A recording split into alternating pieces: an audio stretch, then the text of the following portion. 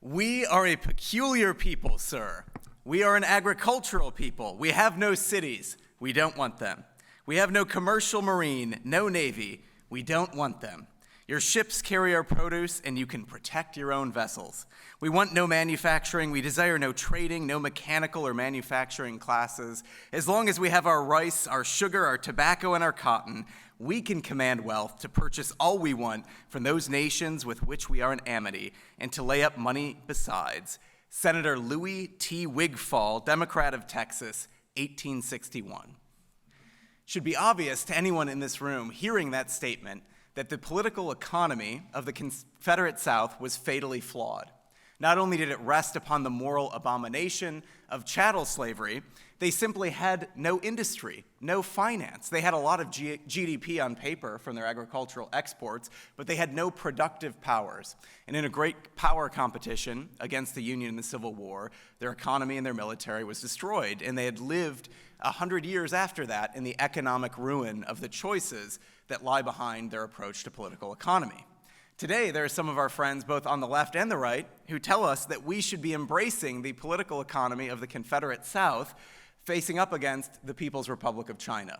And I am here to tell you today that that is the path of national suicide, and if we want to avoid the fate of the Confederate South, we must discover how their ideology was defeated by Lincoln's Republican Party in the 19th century. And it was defeated not just by military might, it was defeated by the American School of Economics. And the American School of Economics promoted the American system of tariffs, infrastructure improvements, a national bank, sound money, and balanced budgets.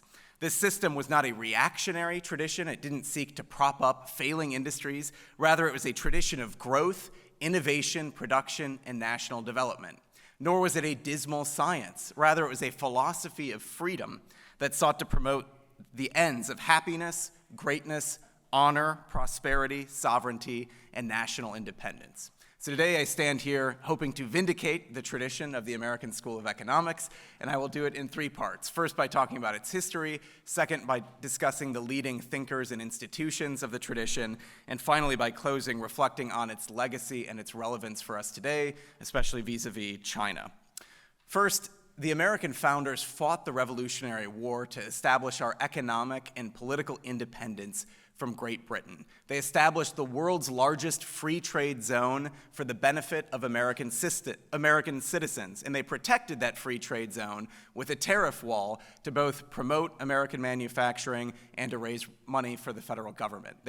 They specifically had Great Britain in mind when doing this. The first bill that Washington signed through Congress was a tariff bill that was sponsored by James Madison. Alexander Hamilton, the father of American capitalism, the energetic Treasury Secretary, really was the architect of the American School of Economics, and his report on manufacturers is really the seminal text. Now, there was some opposition at first. Thomas Jefferson and others staunchly opposed Hamilton's economic designs, but eventually most of the leading founding fathers would reconcile themselves with most of Hamilton's economic program. In 1803, Hamilton had the money in the bank, in part, that he needed for the Louisiana Purchase, thanks to a budget surplus from tariff revenue the previous year. But it was really the War of 1812 and its aftermath that brought all of the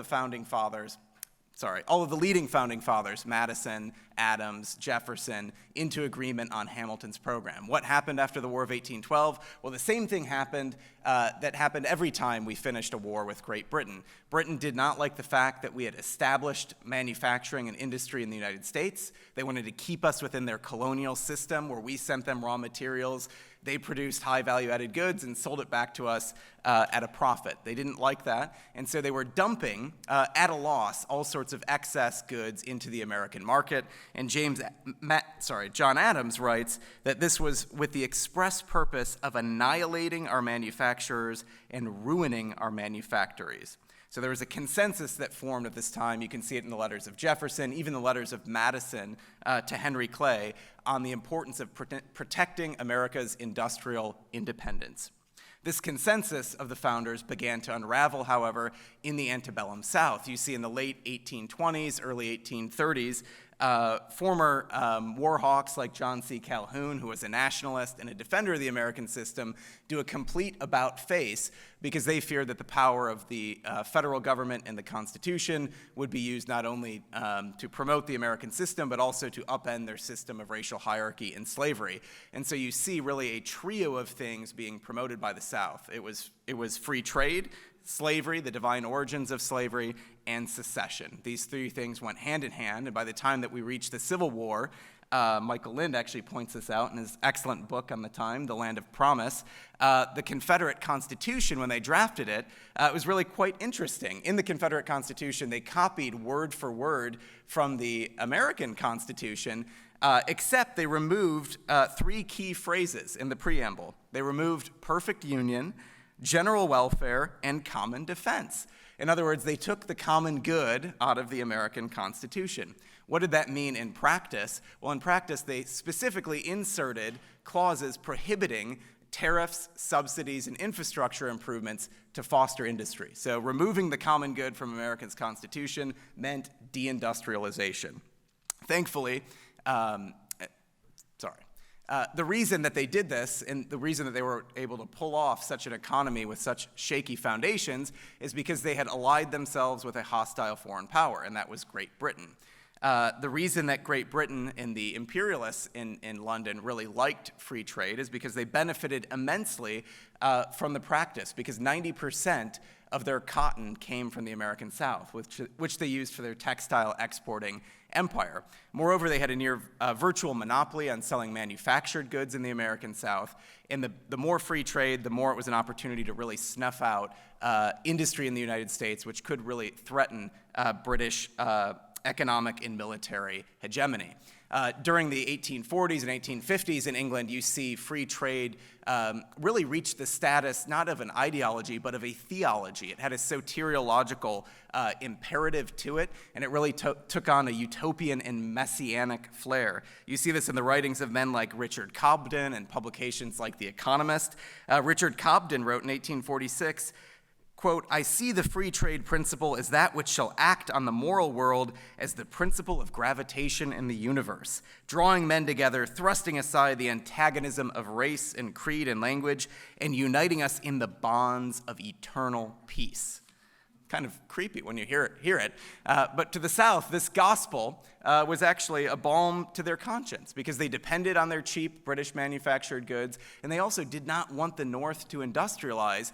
Why? Because they needed cheap food and cheap clothing for their slaves, and if the North were to fully adopt the American system, it would stimulate demand for those goods in the Midwest, and it would raise the prices and break the economic viability of slavery. Thankfully, this system and program was defeated, and it was defeated by Abraham Lincoln and the Republican Party. Lincoln famously quoted when campaigning for Henry Clay, "Give us a protective tariff and we will have the greatest nation on earth." And from the period of time between the Civil War and World War I, the Republican Party adopted the American system. There was unprecedented economic growth, over 4% growth per year.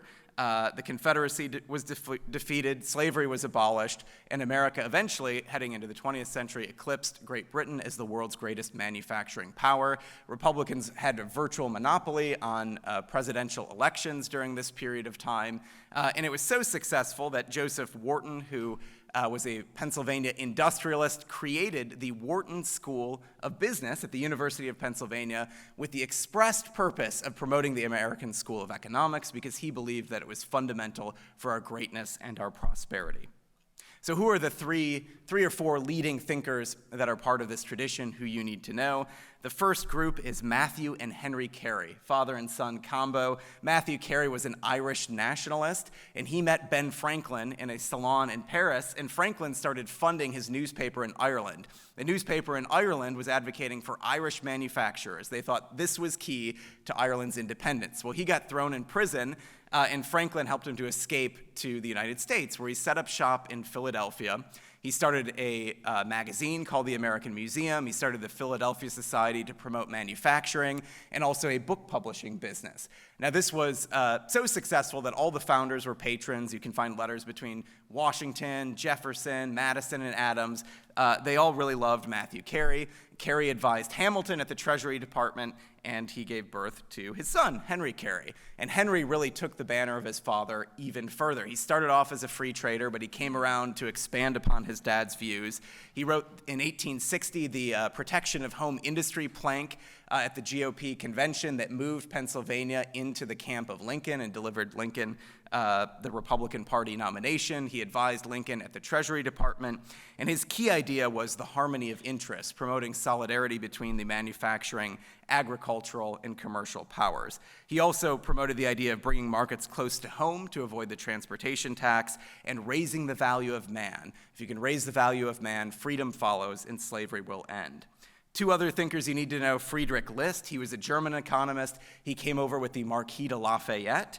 The Marquis de Lafayette plugged him into the Philadelphia School of American Economics, and his key idea was really that power for nations is more important than wealth. He said, having a storehouse, what's more valuable, having a storehouse filled with fruit or having a productive orchard? Obviously an orchard. And economic policy ought to promote the planting of trees, the planting of orchards. He was not a dogmatic protectionist. He believed that free trade was appropriate among nations that had reached parity in terms of their industrial development. And finally, he believed that true statesmanship was not sitting with your hands in your lap, but harnessing the productive powers of the nation.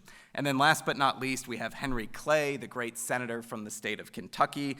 Clay believed that home markets were superior to foreign markets because it produced stability in the economy. Your economy was not dependent on wild fluctuations in foreign markets. And finally, he believed that a proper amount of protection was not a return to autarky or fortress America, but it would actually increase trade with other nations, increase commerce, increase revenue, because it would lead to innovation and growth. So in closing, what is the legacy and relevance of this tradition for today? Well, it was the American School of Economics that helped our founding fathers establish our economic and political independence from Great Britain. It helped us to defeat the Confederacy, to end slavery, to make America the world's greatest manufacturing power, and to build the prosperous middle class in America, which was the envy of the world. Today, there are many parallels between how Britain operated and how China is operating today. China, if you follow Xi Jinping at the World Economic Forum, will mouth all sorts of platitudes in defense of free trade while practicing a ruthless mercantilist policy that aims not only to destroy America's manufacturing base, but also to destroy the American middle class. And I believe we need to wake up to this threat. We need to apply the principles from the American school, not going back to the 50 or 60% tariff schedule of the 19th century, but apply it prudentially to our challenges today, whether that's 5G technology, whether it's nuclear energy, semiconductors, or medical technology. It is imperative that we establish our economic independence from the Chinese Communist Party and that we rebuild America's great middle class. The final lesson from this school is that a nation cannot be great unless it makes things. So it's time to build again in America. It's time to harness our productive powers to establish the safety, the happiness, and the greatness of the American people. Our founding fathers bled and died for the cause of our economic and political independence, and if we have the courage, we can follow in their footsteps. Thank you.